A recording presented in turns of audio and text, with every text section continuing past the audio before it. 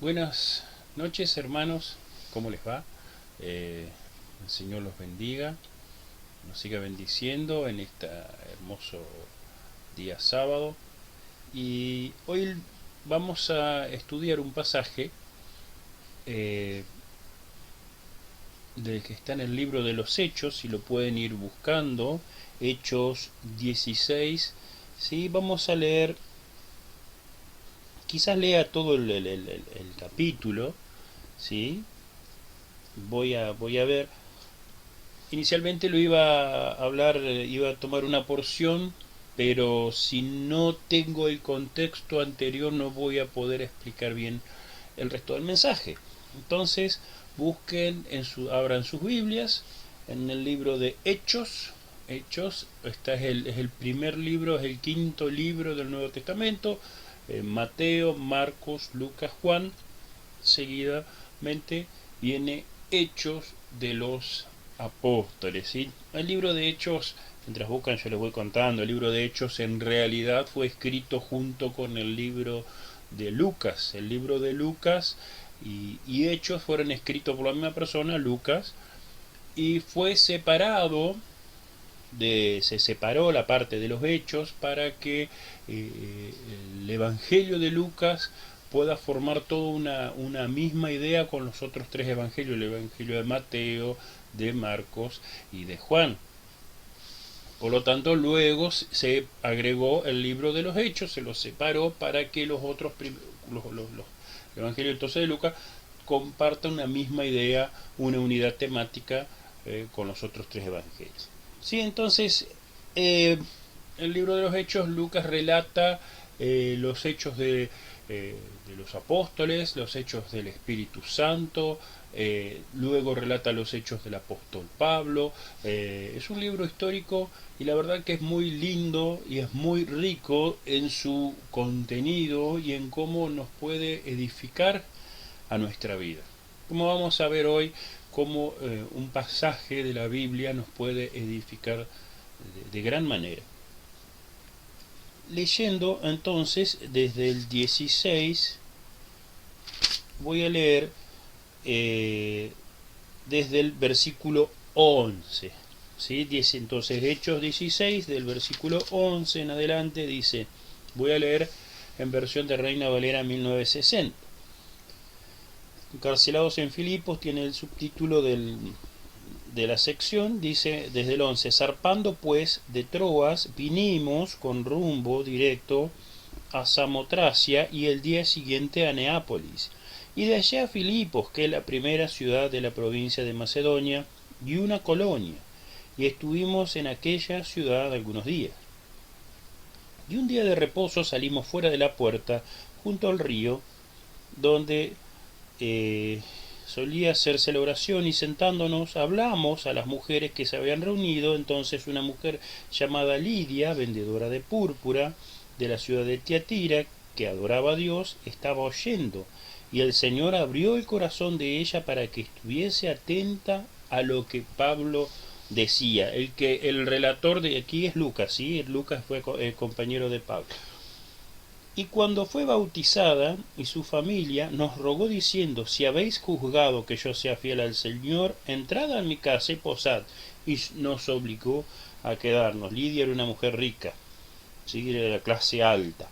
Aconteció que mientras íbamos a la oración nos salió al encuentro una muchacha que tenía espíritu de adivinación, la cual daba gran ganancia a sus amos adivinando. Esta chica tenía el espíritu, lo que se llama el espíritu de pitonisa, ¿sí? Era una adivinadora. Esta, siguiendo a Pablo y a nosotros, daba voces diciendo, estos hombres son siervos del Dios Altísimo, quienes os anuncian el camino de salvación. Y esto lo hacía por muchos días, mas desagradando a Pablo, este se volvió y dijo al espíritu, te mando en el nombre de Jesucristo que salgas de ella, y salió en aquella la misma hora. Aquí después vamos a explicar por qué Pablo no aprovechó la oportunidad evangelística de que esta pitonisa les hiciese propaganda. Vamos a estudiarlo bien por qué. ¿Sí? Entonces, pero viendo sus amos, dice desde el versículo 19, viendo sus amos que había salido la esperanza de su ganancia, se les acabó el negocio a los muchachos, prendieron a Pablo y a Silas y lo trajeron al foro ante las autoridades romanas. Y presentándolos a los magistrados les dijeron, estos hombres siendo judíos alborotan nuestra ciudad y enseñan costumbres que no nos es lícito de hacer ni de recibir, pues somos romanos.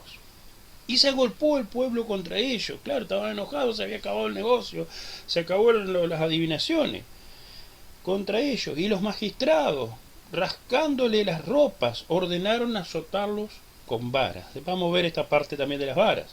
Después de haberles azotado mucho, los echaron en la cárcel, mandando al carcelero que los guardase con seguridad. El cual, recibido este mandato, los metió en el calabozo de más adentro y les aseguró los pies en el cepo. Pero a medianoche, orando, Pablo y Silas cantaban himnos a Dios y los presos los oían. Entonces sobrevino de repente un gran terremoto, de tal manera que los cimientos de la cárcel se sacudían y al instante se abrieron todas las puertas de la cárcel, ¿sí? Y las cadenas de todos se soltaron. Despertando entonces el carcelero y viendo las puertas de la cárcel, sacó la espada y se iba a matar, pensando que los presos habían huido. Mas Pablo clamó a gran voz diciendo, no te hagas ningún mal, porque todos estamos aquí. Él, o sea, se refiere al carcelero, él entonces, pidiendo luz, se precipitó adentro y temblando se postró a los pies de Pablo y de Silas y sacándolos afuera, los sacó de la cárcel, les dijo, señores, ¿qué debo hacer para ser salvo? Y ellos le dijeron, cree en el Señor Jesucristo y serás salvo tú y tu casa. Y avanzamos un poquito más. Y le hablaron la palabra del Señor a él y a todos los que estaban en su casa. Y él, en versículo 33, tomándolos en aquella misma hora en la noche, les lavó, él está hablando del carcelero, ¿sí? Les lavó las heridas y enseguida se bautizó él con todos los suyos. Y llevándolos a su casa les puso mesa y se regocijó con toda su casa por haber creído en Dios. Hasta ahí nomás me interesó haberlo leído. Yo iba a hacerlo más corto, pero si no, no puedo explicar bien el contexto. Bien, voy a poner aquí. Les cuento como la riqueza que tiene, alguna de las riquezas que tiene este pasaje. ¿Qué propósito tiene este pasaje? Tiene varios. Tiene, por un lado, relatar el gozo de los apóstoles a pesar de los problemas, de las dificultades, hablar de la liberación milagrosa de Dios, de la salvación del carcelero y de su familia, y creo que el autor transmite la providencia de Dios a lo largo de los sucesos, ¿sí? Los pongo un poquito en contexto. Esto se desarrolla en Filipos. Esto era una antigua ciudad macedónica que había sido capturado por Filipo II, que se fortificó como una ciudad de frontera, y de ahí vino el nombre. Luego vinieron los romanos, arrasaron con todo. Eso fue hecha una colonia romana, y como colonia romana los ciudadanos recibían el mismo trato y derechos que cualquier habitante de la península itálica o de la ciudad de Roma, ¿sí? Esta se encontraba a 15 kilómetros del puerto de Neápolis, como menciona la palabra. Esto, o sea, que estaba a 15 kilómetros como al norte del puerto, ¿sí? No era la primera ciudad de Macedonia. La primera ciudad era Anfípolis. A pesar de ser la ciudad más vieja, no era la ciudad principal, ¿sí? Quizás les cuento un poquito más. Eh, por un lado, ay, me perdí. Bien. Es de destacar cómo Dios puede cambiar las cosas más adversas para bien y cómo puede dar vuelta, patas para arriba, al revés, todo lo que uno tenía por sentado y cómo todo lo que uno tenía por seguro, cómo Dios te lo puede cambiar de un día para el otro así. Y que de repente todas tus seguridades, todas tus certezas, todo lo que en lo que vos te afirmaste se desaparece y que todas tus certezas de repente ya no son así y que todo lo que vos tenías establecido en tu vida para vivir tu vida cómodamente de repente entra Dios y desordena todo. Me imagino como me viene me imagino un elefante en una cristalería, así es cuando Dios entra en tu vida e irrumpe con todo, no queda nada en pie. ¿Sí? Pablo y Silas, ¿qué hicieron Pablo y Silas? Le arruinaron el negocio, el negocio de la adivinación, el negocio de la pitonisa. Yo me imagino que eh, tiene que haber habido mucha gente que pagaba a los dueños de la chica que contraste con Lidia. Esta era una chica, una esclava de clase baja. Los dueños lucraban con la adivinación. Entonces me imagino todas las mujeres, si hoy en día a las mujeres les encantan los horóscopos y les encantan todo lo psicológico y todo lo extraño y todas esas cosas, en esa época también, en esa época también pasaba exactamente lo mismo. Lo tanto, yo supongo que muchas de sus clientes en realidad eran clientas, ¿sí? Y de repente esto desaparece, no, todo este negocio, todo este ir a consultarle al adivino no existió más, porque el espíritu, pum, cuando los apóstoles les ordenaron salir, se acabó, se acabó. Ellos entonces fueron llevados ante los magistrados romanos para hacer justicia sobre ellos. Los magistrados no tenían idea de qué hacer, entonces lo mandaron a la cárcel y le dieron instrucciones al carcelero que lo cierre con seguridad. Este carcelero tenía una familia, estaba casado. Seguramente tiene que haber su mujer, le tiene que haber dicho: esos fueron los que arruinaron el negocio de la pitonisa y ahora yo a dónde voy a conseguir otra. Y así le habrá hecho al taca taca la cabeza al carcelero. Y el carcelero se enojó y dijo: uy, no, ahora.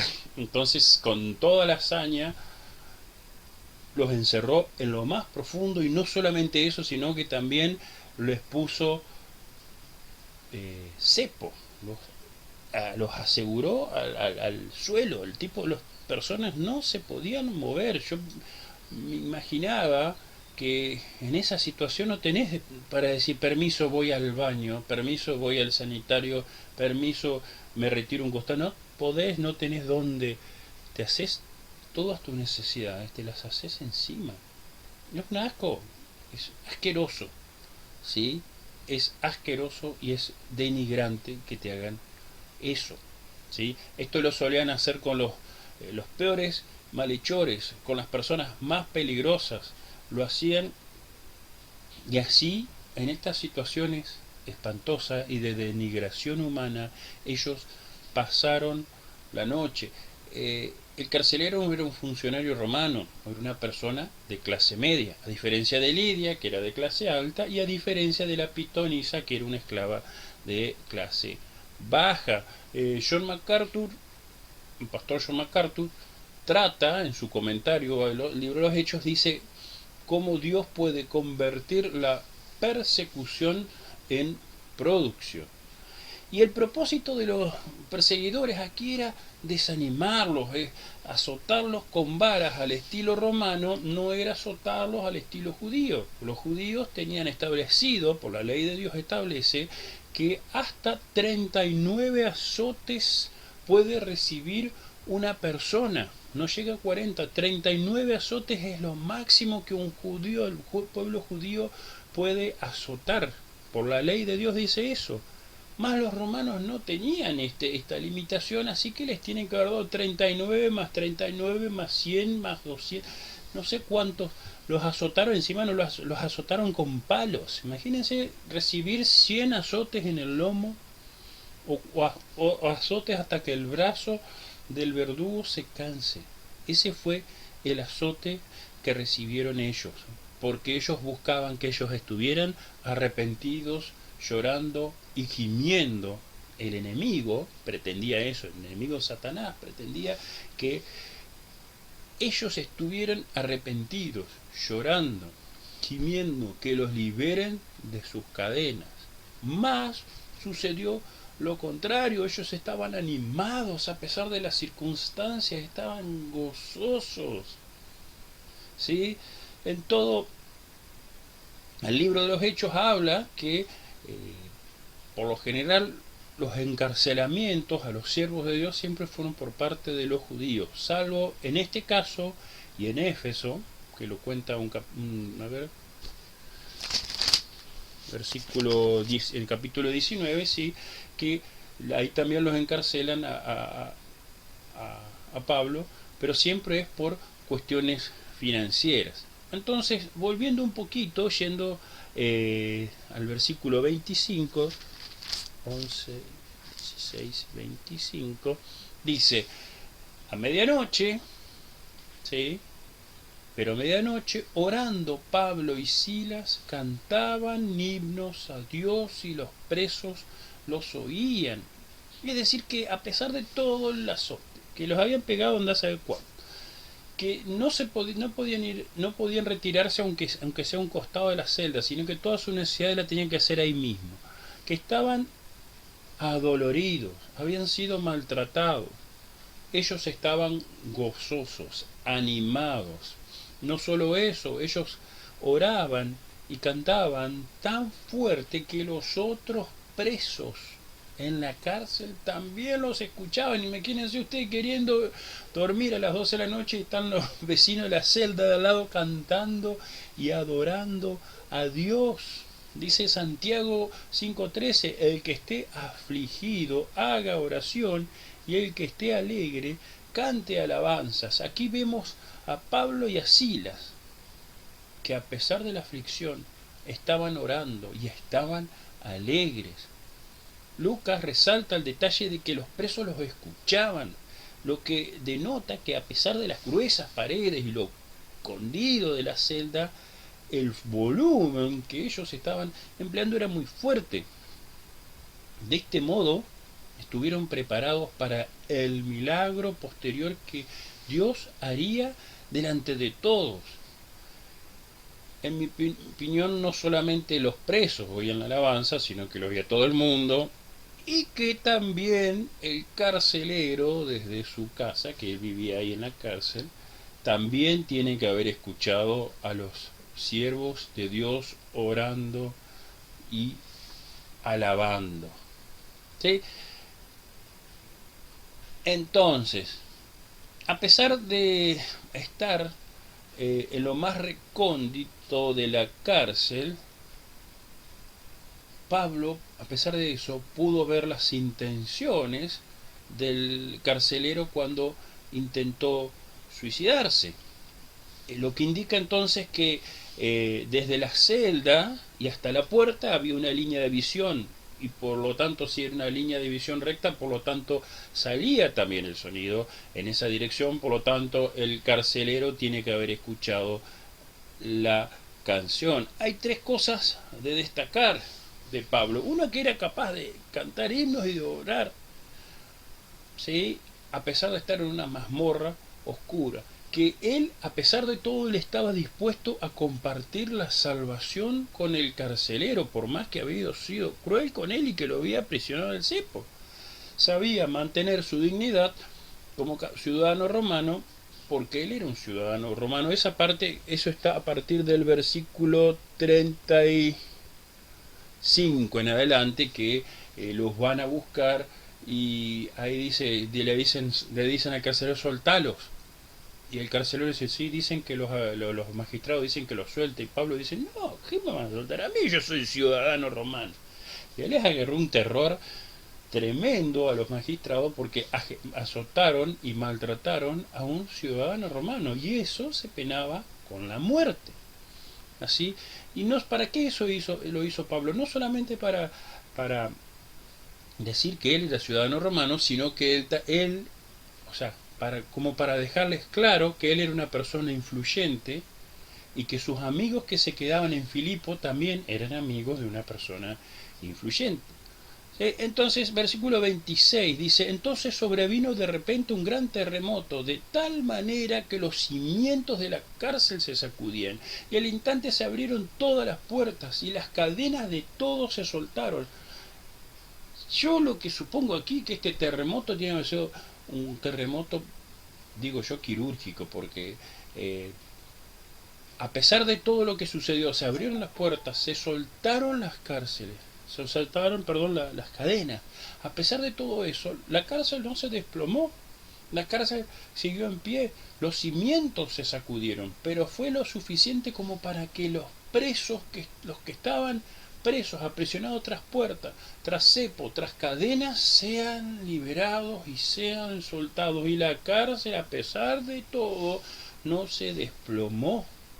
¿Sí? Lo que yo supongo que arriba de la cárcel tiene que haber vivido el carcelero, y si caía la cárcel, caía la casa del carcelero, quedaban todos prisioneros debajo de esa cárcel que se había desplomado, porque eso es una zona, todavía esa región es una región sísmica, ¿sí? Pero Dios lo hizo de tal manera que libró la cárcel, libró las cadenas, abrió las puertas y dio la oportunidad a todos los presos de escaparse, de irse. Y ahí vemos cómo Dios ya estaba empezando su trabajo. Ya lo vamos a ver más adelante sobre el carcelero que tenía toda su vida establecida sobre la cárcel, y yo soy el carcelero y los mando, y el que se porta mal y me dicen los encierro, y esa era su vida. Y yo tengo acá, vivo con mi familia, soy funcionario romano, yo estoy acomodado hasta que... Y de repente Dios te sacude todo, ¡pum! La cárcel como cárcel perdió su función, porque las puertas se abrieron, se soltaron las cadenas. Y el carcelero tiene que verse asustado, ¿no? Porque si se le escapaban los presos, o los presos más importantes, él debía responder con su vida. Y si no se mataba él, lo iban a matar los romanos. Ya en un versículo, cuando el Señor libera a Pedro, está ya lo vamos a ver, me parece en Hechos 11 o 12, que el Señor lo libera, y luego los guardias son muertos, son ajusticiados. Entonces, el propósito del enemigo aquí era que que había querido ensuciar el Evangelio. ¿Cómo había querido ensuciar el Evangelio? Él quería hacer creer que al usar la pitonisa, hacerles creer que bueno, que sí, ellos son siervos del Dios Altísimo. Y miren, lo estoy diciendo yo, que soy el espíritu de Pitón. Somos todo lo mismo. Por un lado ellos son los siervos del Dios Altísimo, y por otro lado somos nosotros los que hacemos la adivinación. Yo le estoy haciendo el favor a ellos, yo le estoy anunciando a todo el mundo que ellos anuncian la salvación. Lo que quería el enemigo es hacer un sincretismo y confundir lo que era el camino de la salvación con el camino de perdición, y decir que todo es lo mismo. O sea, no sé si les parece familiar a lo que sucede hoy en el mundo, que muchos dicen, no importa el camino que vos hagas, porque todos los caminos llevan a Dios, así que si vos vivís en santidad, vives en santidad, si vos vivís en pecado, no pasa nada, total, vas a llegar a Dios igual.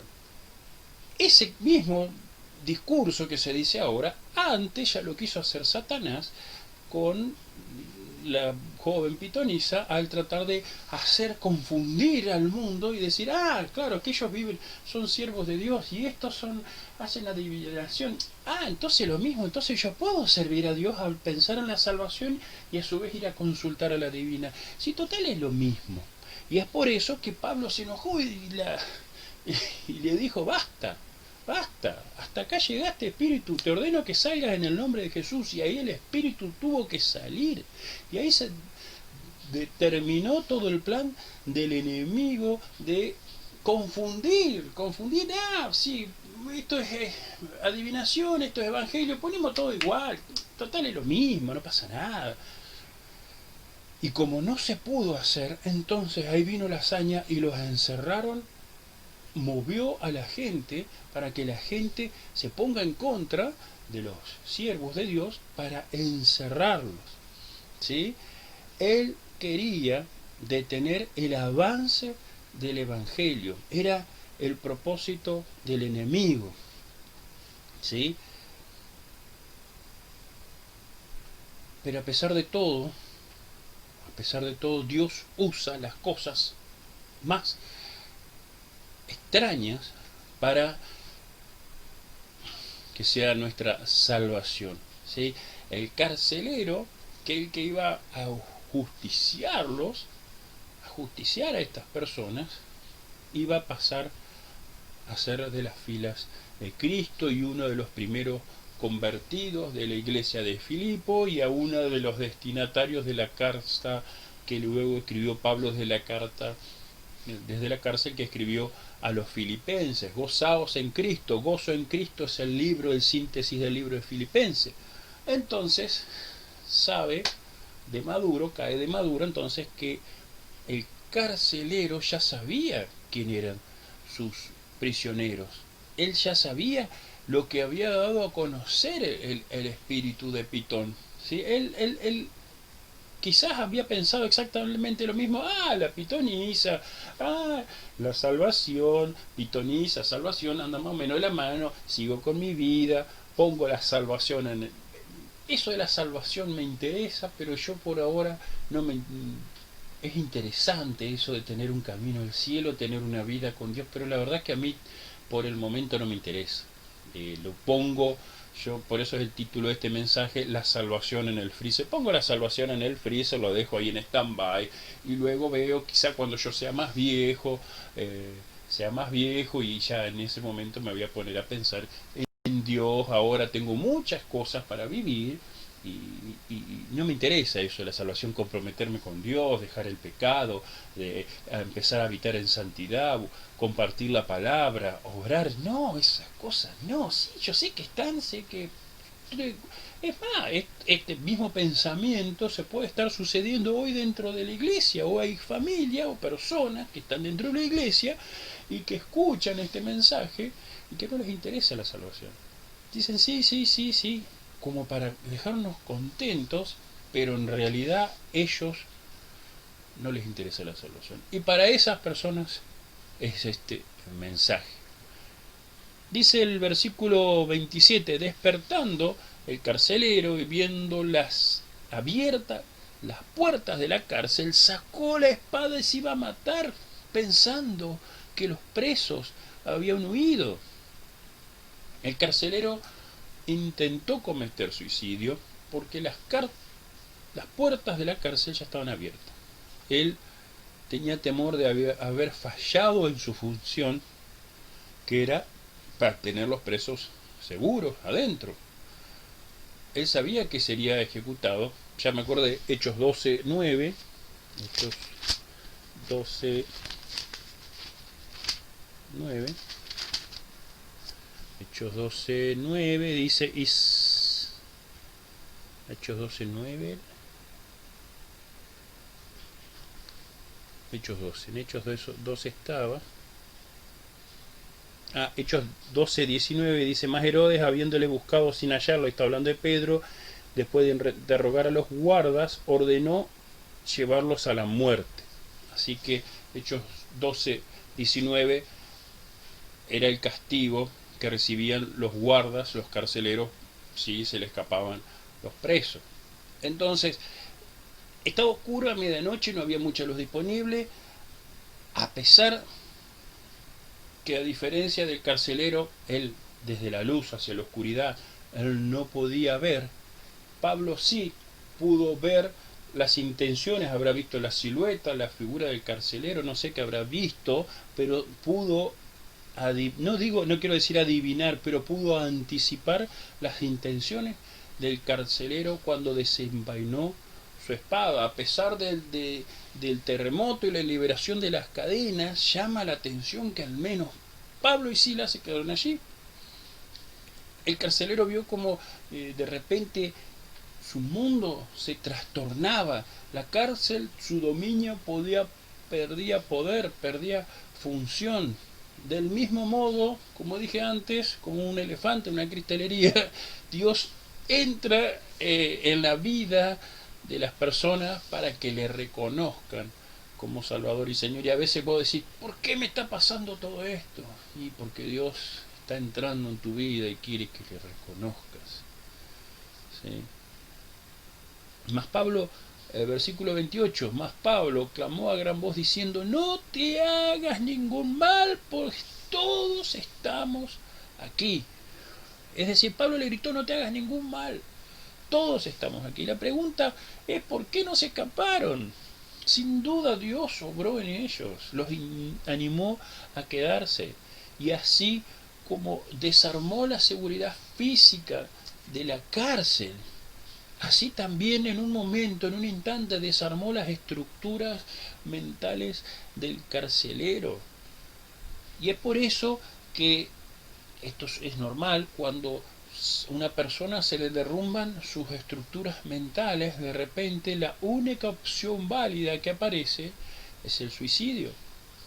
Esto es terrible, ¿eh? Esto yo lo escuché de un profesor cuando yo estudiaba psicología. Dijo: cuando a una persona se le acaban las estructuras mentales, se le acaban las variables, se le acaban las opciones, lo único que piensa es en el suicidio.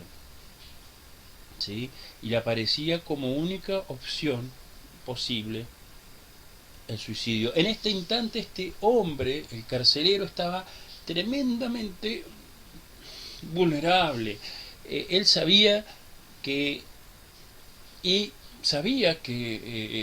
que estos hombres, ¿no?, que no se hayan escapado era algo más que suerte, era algo más providencial, porque pensamiento de todo preso cuando entra a la cárcel es querer escaparse, querer irse. Cuando uno está encerrado se quiere ir. Yo me he querido ir cuando he estado en la escuela. Me acuerdo que en la escuela yo lo primero que quería era irme a mi casa. No me gustaba estar en un lugar encerrado. Bueno, uno después aprendió, y yo creo que a todos los chicos les pasa lo mismo, que en realidad van a la escuela obligado y no les gusta estar ahí, no les gusta. Prefieren estar en su casa jugando, haciendo cualquier otra actividad, pero menos estar en un lugar obligado, encerrado contra su voluntad. Cualquier persona no le gusta así que les pase eso. Entonces se dio cuenta que en estos hombres había algo distinto, porque a pesar de haber tenido toda la oportunidad, ellos se quedaron. Algo de destacar, haciendo un poquito de historia hacia atrás, en el mismo libro de los Hechos, en capítulo 8, Pablo, él se encargaba de encarcelar a los cristianos. Él los perseguía, él los agarraba, no tenía problema, él los agarraba, los perseguía hasta sus casas, los perseguía a lugares aledaños. De hecho, él se convirtió camino a Damasco porque iba a perseguir a los cristianos en Damasco, y el Señor se le apareció en medio y le cambió todos los planes. Así que él conocía las funciones y el trabajo del carcelero. Es decir, que Pablo en este sentido tuvo empatía, empatizó con el carcelero, y sabía entonces que el carcelero intentaría suicidando. Y pensándolo bien, sabiendo que el carcelero intentaría suicidarse, Pablo decidió quedarse. Versículo 29. Él entonces, pidiendo luz, se precipitó adentro y temblando se postró a los pies de Pablo y Silas. ¿Ven lo que le estoy diciendo? El carcelero pidió que alguien le diese una luz y se lanzó a las profundidades de la cárcel para comprobar efectivamente que estaban allí y que no eran alucinaciones de su mente, de su oído, que alguien le dijo que no se mate.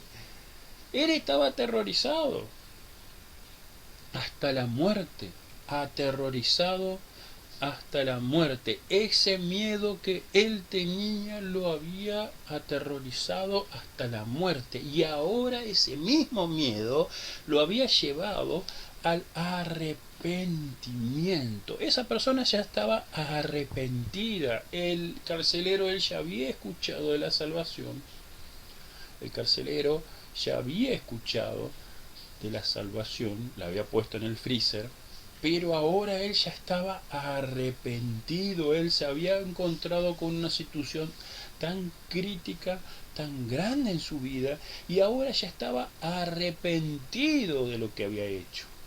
Pero le faltaba un paso, no sabía, si bien tenía arrepentimiento, le faltaba cómo hacer para ser salvo.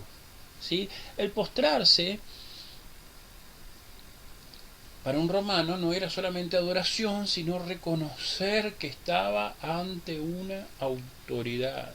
Él reconoció que eran siervos del Dios Altísimo. Él temblaba bajo la gracia de Dios. Cuando la salvación se viene sobre una persona de una manera amorosa e inevitable. Él sabía que ellos predicaban la salvación por la insistente, si queremos decir, por la insistente predicación de la pitonisa. Él habrá escuchado desde dentro de la cárcel, habrá escuchado: estos son los siervos que nos anuncian el camino del Dios, y todo, 1, 2, 3, 15 veces, ¿sí?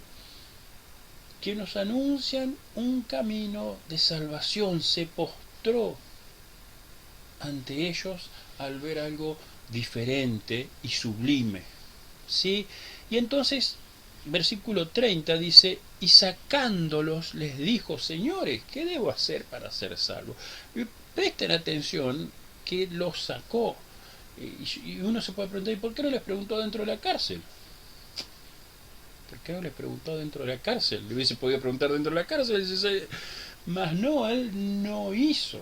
Fue una persona inteligente y fue una persona, desde el punto de vista, ya lo voy a explicar bien, desde el punto de vista de las culturas orientales, uno no cree como individuo, sino cree como familia. Y por esa razón, cuando uno en el mundo musulmán, cuando alguien es cristiano y se descubre que es cristiano, para la familia entera es una vergüenza, y lo tratan de convencer a toda costa de que abandone el cristianismo y que vuelva a la creencia musulmana, ¿sí?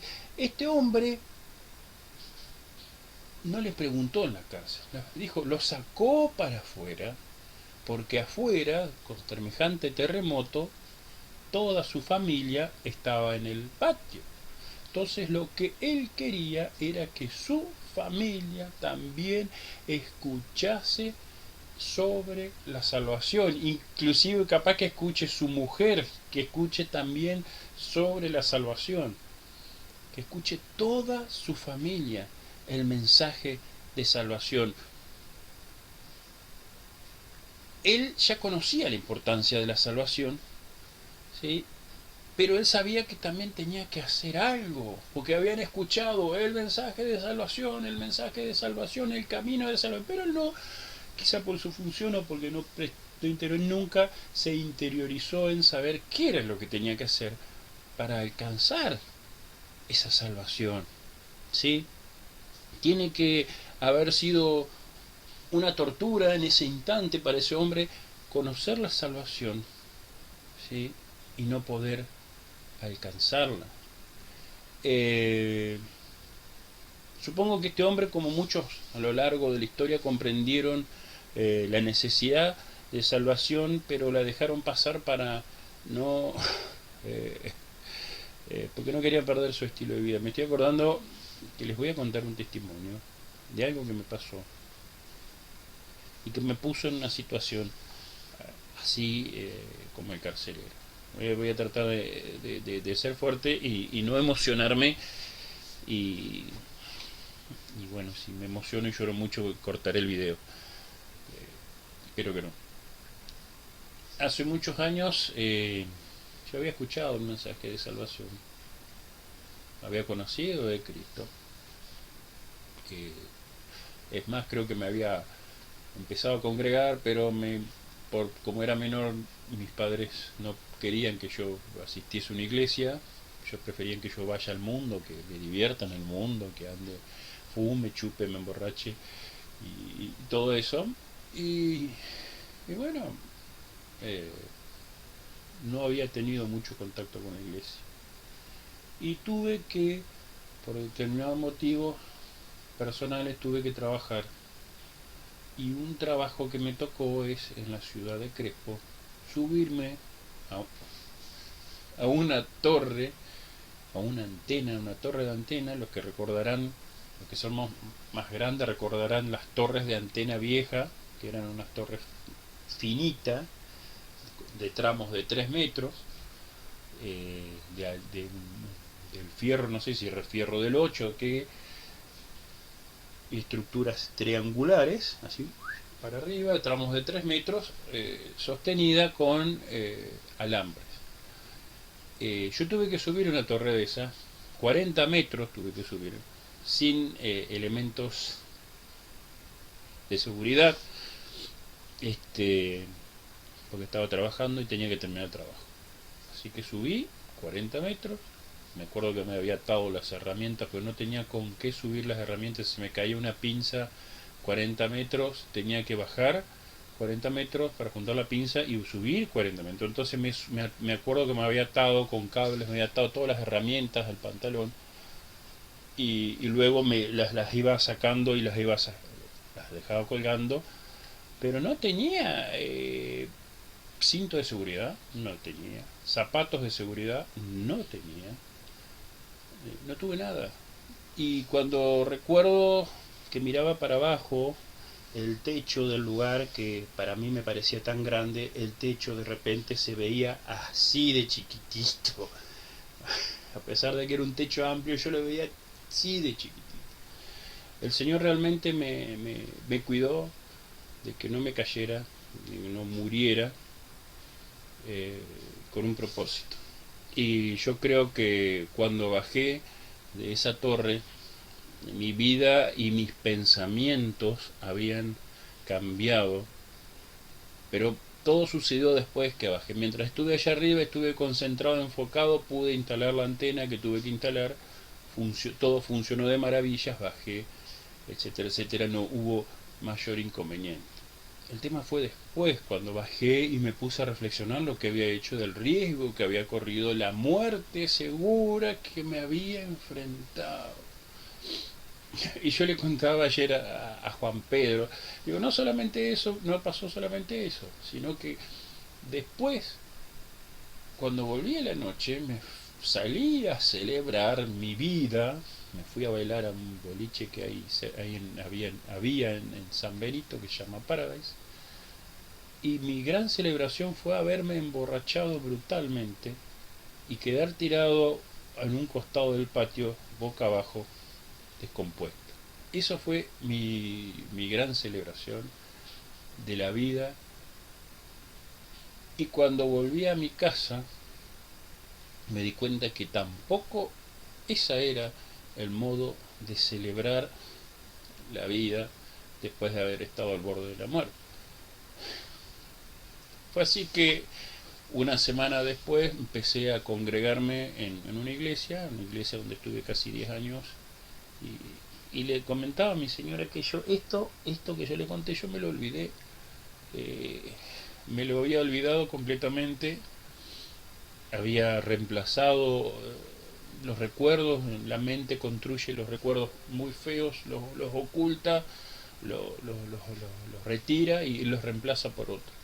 Y esto me lo acordé hace unos días, por gracia del Señor, mientras preparaba este texto. Y bueno, gracias a Dios, Él tocó mi vida, Él tocó mi seguridad. De repente todo lo que era seguro para mí se puso al borde, la pata para arriba.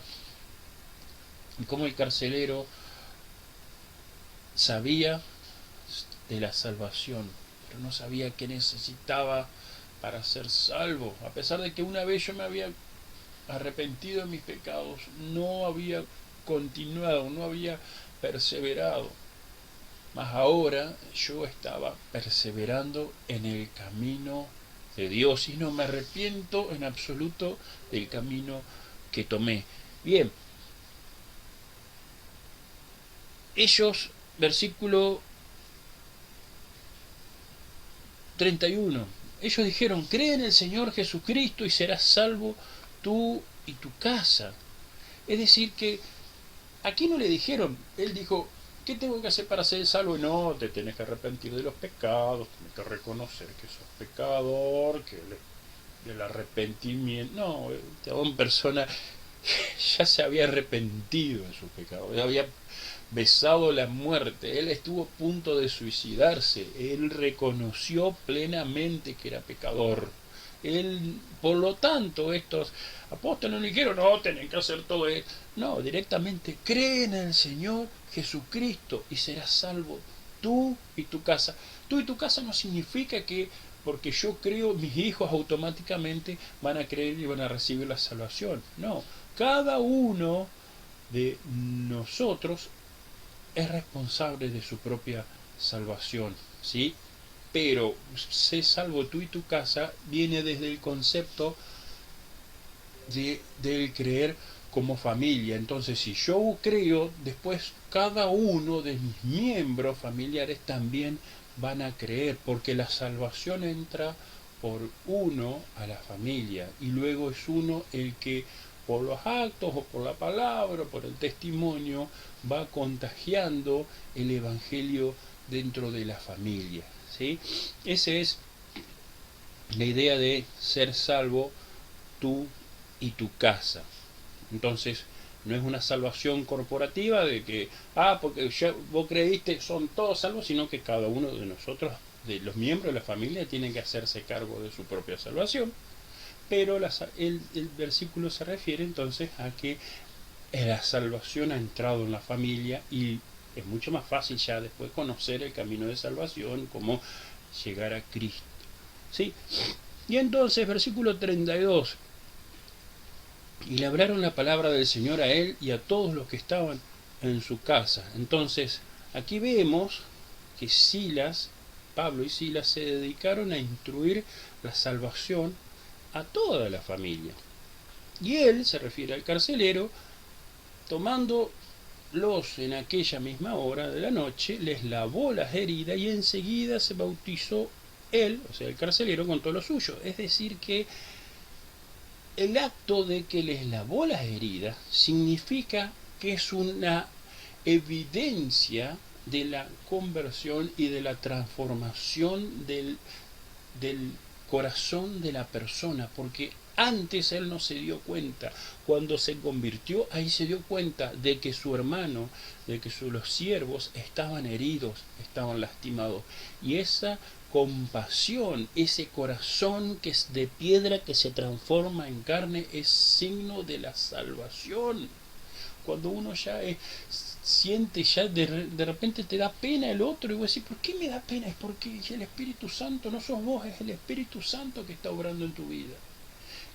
Y el preocuparte por el otro es signo de salvación. Entonces a partir de ahí querés hacer buenas obras, querés ayudarlo, ya no por el hecho de ganarte el cielo con las buenas obras, sino que vos ya te ganaste el cielo, pero a raíz de eso Dios entró a tu vida, el Espíritu Santo empezó a obrar en vos para transformarte. Yo siempre digo, Dios, el Espíritu Santo, cuando entra en nosotros es como que hace un salto de inmersión, se tapa así, tú viste el salto de inmersión a un pozo séptico.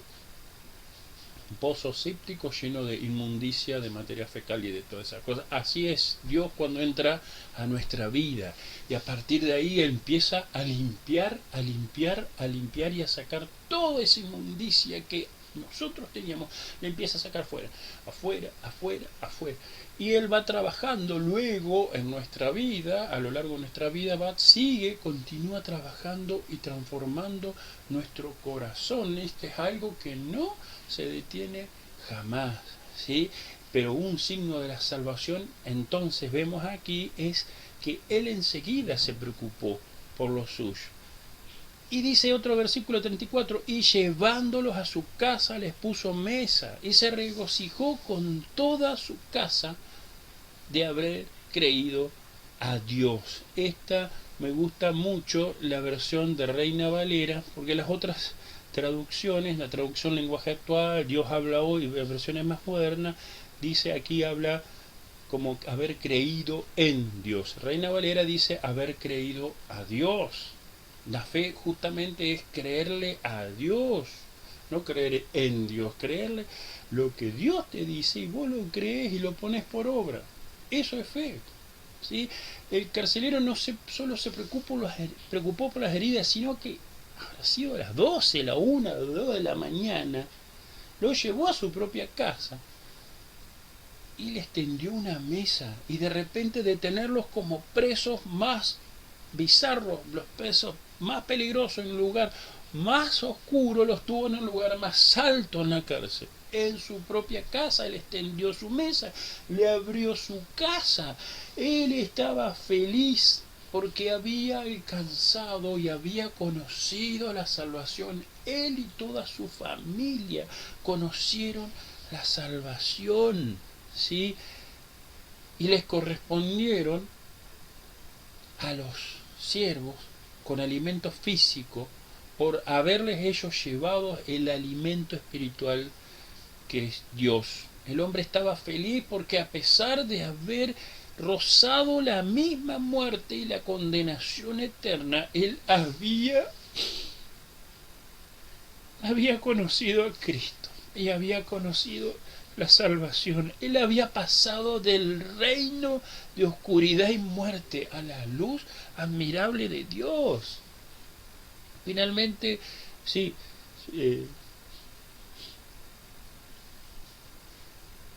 finalmente se regocijó toda su casa por haber creído a Dios. Se regocijó, él estaba gozoso porque él había creído a Dios. Él ya no era su vida y su mujer ya no era andar buscando la pitonisa, sino que ya tenían el Espíritu de Dios, ya no necesitaban de esas cosas, ya no necesitaban del diablo, no necesitaban de la inmundicia del mundo. Ellos tenían gozo del Espíritu Santo. Y en esa época tiene que haber sido fabuloso cuando el apóstol, alguno de los apóstoles te imponían las manos, porque ahí recibías poder de Dios, ¿sí? Recibías mucho poder de Dios, lo veías en acción. Señor Jesús. Entonces, la aplicación de este mensaje es sencilla, está dirigida para aquellas personas que ya escucharon el mensaje y que dejaron todo en suspenso porque están muy ocupados con su vida, proyectos personales, o porque no quieren dejar sus prácticas de pecado. Un momento que...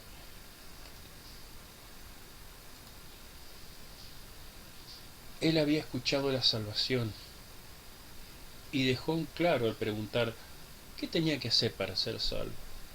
Y al preguntarlo en público, afuera, él hizo manifiesta su decisión pública por Cristo. Y esto también es lo que mucha gente trata de evitar al principio. Él tenía su vida bastante resuelta, era un funcionario de clase media, era un ciudadano romano, o sea que vivía bien, tenía un trabajo estable, porque siempre presos habían, presos no faltaban, o sea, los vagos o los delincuentes siempre había alguno para mantener encerrados, así que las cárceles nunca estaban vacías. Por lo general las cárceles se han vaciado durante los avivamientos en Estados Unidos o en Inglaterra. Las cárceles estaban vacías porque no había preso, no había necesidad, o en caso en países muy puntuales como no sé si Finlandia, Suecia, que las cárceles ya están a punto de cerrar porque la gente se porta muy bien. Pero por lo general los reos y delincuentes no le faltaban, así que él tenía un trabajo muy estable. ¿Sí? Más con el terremoto, Dios irrumpió en su vida, su seguridad desapareció, lo que él tenía seguro desapareció. ¿Sí? Y se dio cuenta de que él necesitaba de Dios. Y él mismo, capaz que Dios hoy mismo está tocando tu vida. Y estás pasando por tremendas necesidades y dificultades y realmente no te has arrepentido o no has aceptado la salvación de Dios. Y vos decís, ¿será posible que Dios esté pensando en mí y haciendo todas estas cosas que me pasan a mí para mi salvación? Sí, es posible. Es posible. ¿No sabes que una vez yo en mi casa estaba en mi casa, en mi computadora, joven, en la casa, estaba mirando pornografía. Esto cuando era joven, no me había casado ni nada, vivía en la casa de mis padres. Y el única tormenta vino de repente de no sé dónde, una tormenta. Y esa tormenta disparó un único rayo. El único rayo pegó en un fierro que había en el techo de mi casa y eso hizo que mi computadora ¡pum! Dejase de funcionar. Se apagó todo, se acabó la luz en mi casa, cayó un rayo, cayó un rayo, cayó un rayo, cayó un rayo acá, sí, ¿de dónde cayó? Ahí, nomás en el fierro, sí. Y vos sabés que después cuando prendí la computadora dije, no le pasó nada a la computadora. No le pasó nada. No. Lo peor que le puede venir a un equipo electrónico es un shock eléctrico de esa magnitud. De a poquito la computadora empezó a dejar de funcionar. Primero se le rompió la placa de sonido, después se le rompió la placa de red, después se le empezó a romper la placa de video, no le fallaban las memorias, hasta que un momento no andaba nada. Ni le empezó a fallar la fuente de alimentación, el disco rígido, todo empezó a romperse, a caerse y ahí me di cuenta que en realidad había sido Dios el que había atacado a mi computadora para que me pase eso y quizás para que yo te lo cuente como testimonio hoy. No pienses que Dios no te está mirando y que Dios no está moviendo las cosas para llamarte la atención. Dios te está tocando tu vida. Y olvídate de que no, que Dios está ocupado con las personas importantes, con los pastores, con el Papa. No, Dios no está. Él vino a buscar aquello que se ha perdido. A eso vino Dios y Dios está atento a tus necesidades y Él está atento a tus problemas. Él ha entrado en tu vida, te ha destartalado todo, pero es porque Él quiere que vos lo reconozcas y que ese mensaje de salvación que un día escuchaste y que lo pusiste en el freezer y dijiste, la pongo acá, no me interesa, lo dejo acá durmiendo, lo dejo ahí, yo ya sé cómo es la salvación, sé que hay que aceptar a Cristo, tengo que arrepentirme de mis pecados, que tengo que vivir la vida, empezar a vivir, buscarlo a Dios. Sí, todo eso no me interesa. Dios quiere que ese recuerdo lo traigas nuevamente al presente. Lo traigas nuevamente al presente y que busques a alguien, un hermano, un pastor, a cualquier persona cristiano que conozcas y que vos conozcas, que sea de buen testimonio y que te hable y que te ayude a encontrar el camino de salvación. Ante la inminencia del escape entonces de los prisioneros, el carcelero estuvo en peligro de muerte. Sus esperanzas, proyectos, sueños desaparecían por algo que él no había hecho. No era responsable de lo que le había pasado. Sin embargo, él tenía que responder con su vida. ¿Sí? A pesar de que él no... A veces te pasa eso. Estás pasando por algo que vos no hiciste y sin embargo vos lo estás pasando.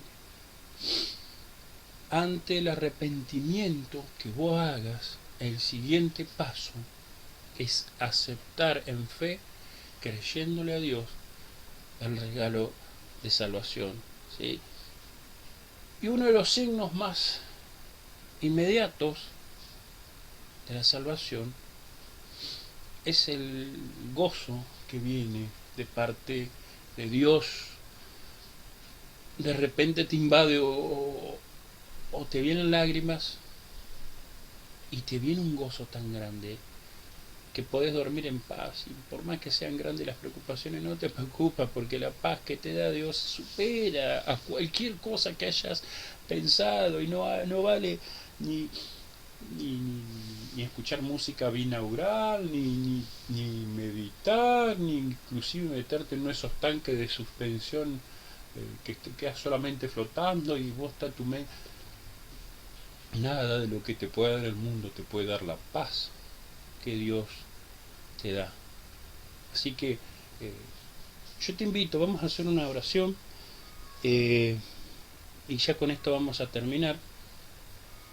Vamos a una oración de arrepentimiento y de reconocer que Él es nuestro Señor.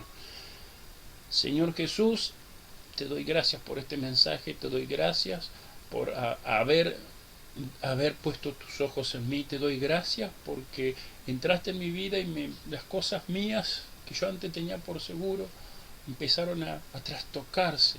Te doy gracias por todas las cosas que has hecho para llamarme la atención. Hoy yo te acepto como Salvador de mi vida. Reconozco que soy pecador. Reconozco que he vivido en pecado, pero ya no quiero vivir más en pecado. Yo quiero vivir en obediencia. Quiero abrazarte, ser amigo tuyo, buscarte en oración todos los días, leer la palabra. Yo necesito y quiero que vengas a mi vida y que entres en mi corazón y me limpies y vivir una vida de salvación, una vida plena, una vida de gozo, una vida de alegría en Dios. En el nombre de Jesús. Amén. El Señor te bendiga, te siga bendiciendo en este día, y si necesitas hablar con alguien, puedes hablar con el pastor, hablar conmigo, hablar con cualquier otro hermano que vos sepas y tengas confianza. Dios te bendiga.